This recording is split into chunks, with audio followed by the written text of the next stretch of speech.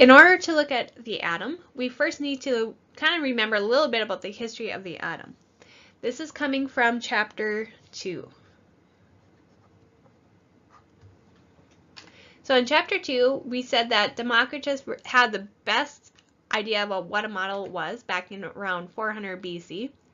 But it wasn't until many years later that a better, or people started to think of what an atom was actually made up of. So you have this in 1897 plum pudding model, where you have positive charged matter and you have electrons suspended in there. The person who came up with this model was J.J. Thomson. Remember that name? Okay, now the plum pudding model wasn't totally correct, and in just a little bit we have the 1919 model, which was created by Niels Bohr. This one is a really good representation of a model, although it's not 100% correct. But what he said was that you have the nucleus in the center, which are composed of protons and neutrons, and you have electrons which are orbiting the nucleus. Now the current view is that you have the nucleus right in the center and you have an electron cloud on the outside. This is known as the quantum cloud model. We are first going to look at this model. This model really helps us to kind of picture what an atom looks like. But in reality, we're going to look at the quantum cloud after that to see why Niels Bohr was wrong in the way he set up the atom. Okay, so let's look about Niels Bohr. The Bohr model of the atom, it was developed by Niels Bohr, obviously, but he developed it in order to explain how the atom changes when it undergoes energy transitions. In the Bohr model, electrons travel in orbits around the nucleus, and these are more like shells than planet orbits. Okay, so you have the nucleus right in the center. Just as a review, what is the nucleus made up of? Protons plus neutrons. Okay, so you have that at the very center of the atom, and then you have electrons, which are going to be kind of like orbiting the nucleus. So the electrons are moving around. So you can have an electron in the lowest energy level, which is n equals 1, or you could have an electron in the next one, which would be n equals 2.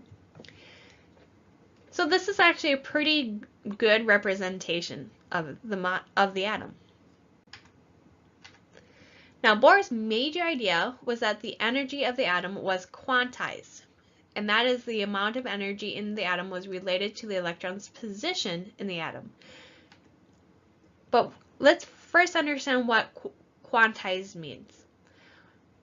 Quantized means you have specific amounts of energy. So for example, a ramp would not be quantized. So let's say you're pushing your grandma up this ramp, right? Can your grandma be found here? Sure. Could your grandma be found here? Yeah. What about right there? Yeah. So this entire ramp, your grandma could be found anywhere on that ramp. Now let's look at stairs. Could your grandma be found at the bottom of the stairs? Sure. Okay, now let's say she took a step up. Could she be found there? Right. Yep, she can be found on that first step. But could she be found in between, like, let's say right here, in between the two? No, she can either be found on the first step or the second step, but not in between.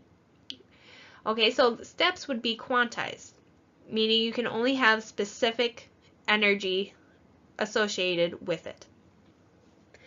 Now, according to Niels Bohr, each orbit has a specific amount of energy.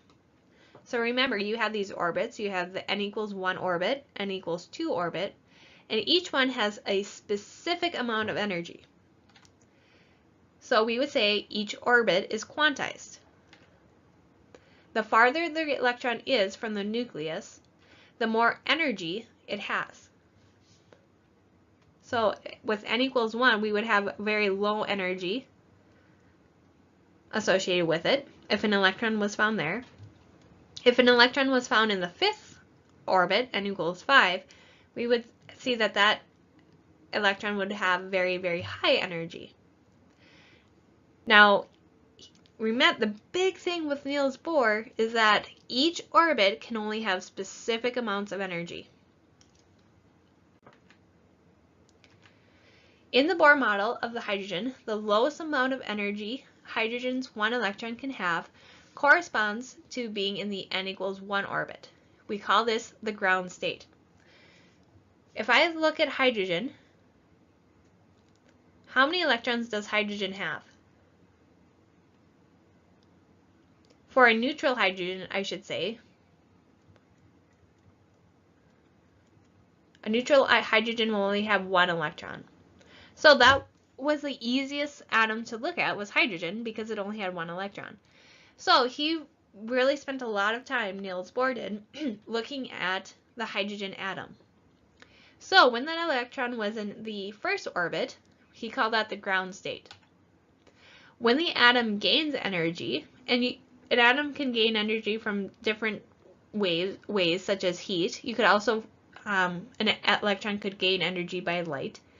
The electron leaps to a higher energy orbit, and we call this an excited state. So let's say the excited state is n equals 3. It's just something higher than 1. However, during that quantum leap, so the quantum leap, when it's going from, let's say, n equals 1 to n equals 3, it doesn't travel through space between the orbits. This is super interesting. It just disappears from that lower orbit, from n equals 1, and appears in the higher orbit, n equals 3. So if you were watching an electron, which technically you can't do, but if you were watching it, you would see that once it gained energy, it would be instantaneously be found in n equals 3, and you could not see it going from n equals 1 to n equals 3. Now, if this was true in real life, like if this happened to us, it would be like me saying, if you are in a room, let's say that you have 5 rooms in a hallway. I would say, okay, go from the 1st room to the 3rd room. In real life, you would go through the hallway, right? And you would pass door or room 2 and then enter into room 3. But this in quantum, at this very, very small energy level, you would see going from the 1st room to just being instantaneously found in the 3rd room without using the hallway. So this is where quantum physics and classical physics contradict each other. So quantum physics is you're looking at the atom, which we're doing right now. Classical physics is like real world physics, like what we see. This is like the big stuff. So the small world, which is the atom, versus the big world, they contradict each other physically. I should say physics. So scientists right now are trying to figure out how to go from small to big, how to merge these two theories together. So far, they've come up with a string theory, and it's proposed to help with the shortcomings of both of them. So if you've heard of the string theory, that's where it's coming from. They're trying to get the quantum physics and the classical physics to come together. Now, the atom is less stable in an excited state. Remember, for the hydrogen atom, we said the excited state was n equals 3 in our example. And so, it will release the extra energy and return to the ground state. The ground state is that lower energy level, which is n equals 1. Now, energy is emitted from the atom as a photon of light, and this is known as a quantum of energy. Remember, each energy level can only have specific energies, which are known as quantized. If you're going from a 3 energy level of 3 to an energy level of 1, it will only release a certain amount of energy, and we call that a photon of energy or quantum. Now this can be either all at once or it can be in several steps.